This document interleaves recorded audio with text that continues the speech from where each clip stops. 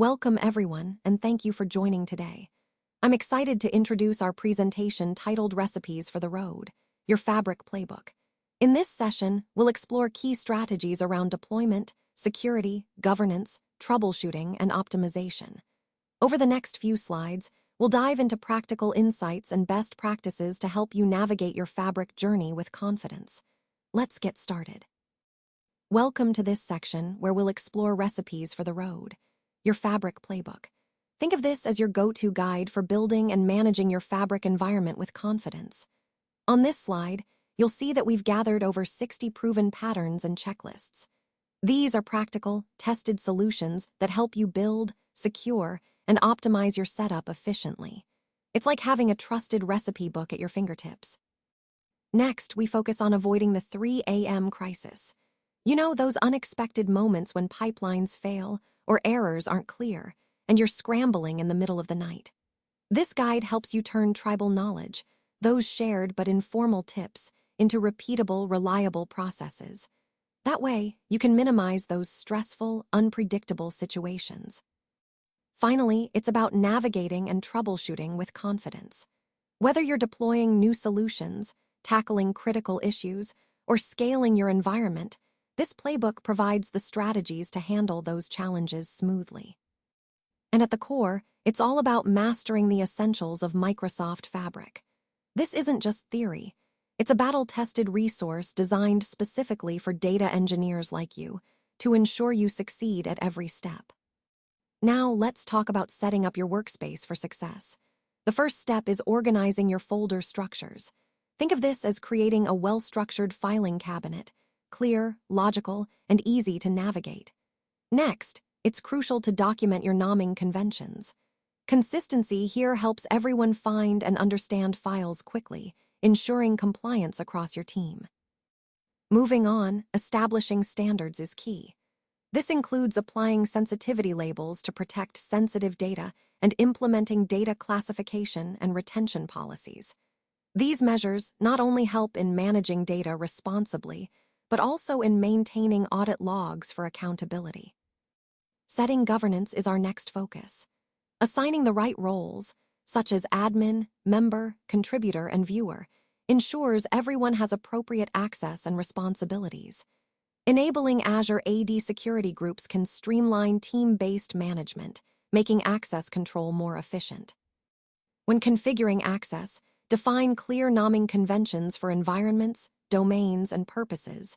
Think of this as creating a consistent language everyone understands. Also, selecting the right capacity, like starting with a minimum of F2 for development, helps balance performance needs with cost efficiency. Finally, creating your workspace ties everything together. By following these steps, you lay a solid foundation that supports scalable, secure, and well-governed data engineering practices, which is at the heart of mastering Microsoft Fabric. All right, let's dive into the deployment checklists for Lakehouse provisioning. First, it's important to establish a clear naming convention for our data assets. I recommend using a format like Domain Purpose LH, for example, Sales Analytics LH. This helps us easily identify and organize our datasets across the Lakehouse. Next, we need to enable OneLake integration and shortcuts. This step is crucial because it ensures seamless data access, making our workflows more efficient and reducing friction when querying or managing data. Moving on to folder structure, it's best to define a logical hierarchy. We typically organize data into bronze, silver, and gold layers, raw, cleansed, and curated, respectively. Additionally, including folders like Archive for historical snapshots, Staging for temporary data, and metadata for managing schema information helps keep everything tidy and accessible. Finally, configuring Delta tables properly is key. This involves setting partitioning strategies based on common query dimensions like date or region to optimize performance. Also, enabling Delta Lake features such as time travel allows us to track changes over time, and optimizing these tables ensures speedy data retrieval. By following these steps, we lay a solid foundation for a scalable and efficient Lakehouse environment that aligns well with our overall data engineering goals. Now, let's dive into the key steps for a successful pipeline deployment. First, it's crucial to enable monitoring and alerting. This way, we can keep a close eye on our data pipelines, quickly identify issues, and respond proactively. Next, scheduling regular runs with triggers ensures our workflows execute consistently without manual intervention, maintaining data freshness and reliability.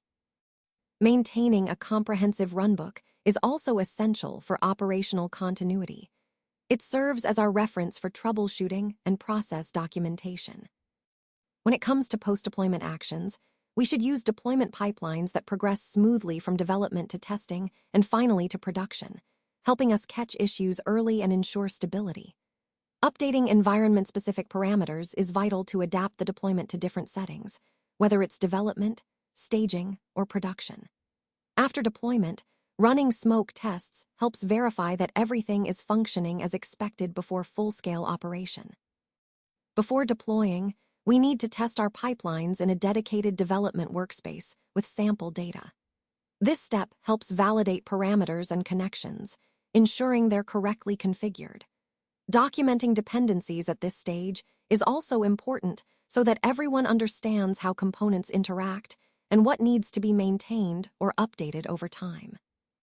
Altogether, these steps form a comprehensive checklist that guides us through reliable, controlled pipeline deployments, integral to mastering Microsoft Fabric and delivering continuous data value. Now, let's talk about some crucial security hardening practices to keep our data environment safe. First, using private endpoints is a key step. It helps us ensure that our data traffic stays within our private network, reducing exposure to the internet. Next, configuring firewall rules and IP whitelisting allows us to control exactly who can access our resources, adding an extra layer of protection. Integrating managed virtual networks, or VNets, provides a secure, isolated network environment that we can customize for our needs. Monitoring network traffic patterns is also vital. By keeping an eye on the flow of data, we can quickly identify unusual activity that might indicate a security threat. Moving to data protection, applying sensitivity labels helps us classify and handle data appropriately, ensuring that sensitive information gets the right level of security. Enabling encryption both at rest and in transit is essential to protect data from being intercepted or accessed without authorization. Additionally, configuring row-level and object-level security allows us to enforce granular access controls, making sure users only see what they're permitted to. Now, shifting to identity and access management, enforcing multi-factor authentication adds an important extra step for verifying user identities. Using Azure AD groups helps us manage permissions more efficiently by grouping users with similar access needs. Implementing the principle of least privilege ensures that users only have the access necessary for their roles, minimizing potential security risks. And finally, reviewing permissions quarterly keeps our access controls up to date and helps us identify and revoke unnecessary permissions before they become a vulnerability. By following these practices, we create a robust security foundation that aligns with our overall goal of safeguarding our data and infrastructure. Let's take a closer look at some key compliance and governance practices to keep in mind. First, documenting data lineage is crucial for audits. It helps us understand where our data comes from, how it's transformed, and where it's stored, which is essential for transparency and regulatory checks.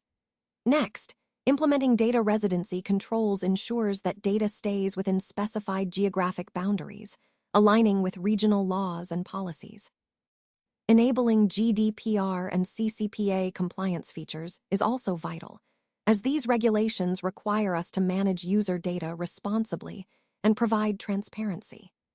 Moving on to the regulatory requirements, tagging datasets with sensitivity labels helps us classify and protect sensitive information appropriately. Enforcing classification policies ensures everyone handles data consistently and securely, and training users on proper data handling practices is critical to maintaining compliance across the organization. Now, on the topic of data classification, activating activity logs for all workspaces allows us to monitor how data is accessed and used. Retaining these logs for at least 90 days gives us a solid window for audits and investigations. Automating compliance reporting streamlines the process, reducing manual effort and helping us stay on top of our regulatory obligations. All these practices together form a comprehensive governance framework. They ensure that our data is secure, compliant, and auditable, which ultimately supports the integrity and trustworthiness of our data-driven initiatives. All right, let's dive into the troubleshooting playbook, Diagnostic framework. As you can see, this is a step-by-step approach to help you systematically identify and resolve issues in your Microsoft Fabric environment. First, we start with collecting information, gather error messages, record timestamps, and list affected components. This helps us understand the scope and nature of the problem. Next, we move on to identifying symptoms and isolating the issue. It's crucial to check recent changes, review deployments, and examine configuration updates or permission modifications. These often are the root causes. Once we've pinpointed the potential causes, we proceed to verify the resolution. This involves testing components in isolation, validating data flow, and checking dependencies to ensure everything is functioning correctly. After confirming the fix works, we implement the solutions, document all changes made, and then apply the fix across the environment. To prevent future issues, we update runbooks and add monitoring to catch problems early. Sharing learnings across teams ensures everyone benefits from the experience and insights gained. Finally, always review and examine deployment processes and configurations to improve overall stability. This structured approach keeps your environment resilient and helps you master Microsoft Fabric troubleshooting effectively. Now, let's look at the troubleshooting playbook for common issues and solutions. When dealing with data quality problems, it's important to validate your schema, ensure your business rules are correctly applied, and monitor key statistics. Using quality notebooks helps you track lineage and maintain data integrity. If you're facing data quality issues, analyze your queries, check how data is partitioned, assess capacity, and evaluate data volume. Sometimes, quick wins like running Optimize, Z-order, or scaling your resources can make a noticeable difference in performance. Moving on to performance degradation. If things slow down, verify your network rules, ensure your authentication tokens are valid, and check the status of your gateways. Testing connectivity from within Fabric notebooks can help pinpoint where the problem lies. Connectivity problems often show up as query anomalies or transaction log warnings. To fix these, you might need to run commands like fsck, optimize, or vacuum to repair the data. Delta Lake metadata issues usually relate to workspace roles and permissions. Using PowerShell scripts to audit and compare access across different environments is a good strategy to identify discrepancies. Permission errors often stem from misconfigured access rights, so understanding item-level permissions and roles is crucial. Finally, pipeline failures can be diagnosed by reviewing activity logs, validating your connections, and inspecting the data and parameters involved. Many common errors, like connection timeouts, authentication failures, or schema mismatches, can be fixed once you understand where the breakdown is occurring.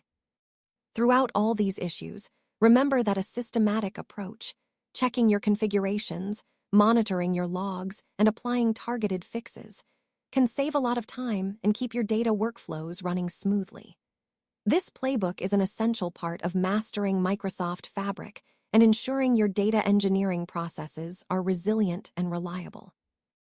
Now, let's take a closer look at some advanced solution patterns that can really elevate your Microsoft Fabric implementation. These patterns are designed to help you optimize resource utilization, keep governance tight, and speed up your development cycles. First, we have cross-workspace sharing. This is all about enabling secure and efficient data sharing across multiple workspaces. By doing this, you foster better collaboration and promote reuse of your data assets, which ultimately saves time and reduces duplication. Next, we have streaming solutions. These involve integrating real-time data ingestion and processing patterns.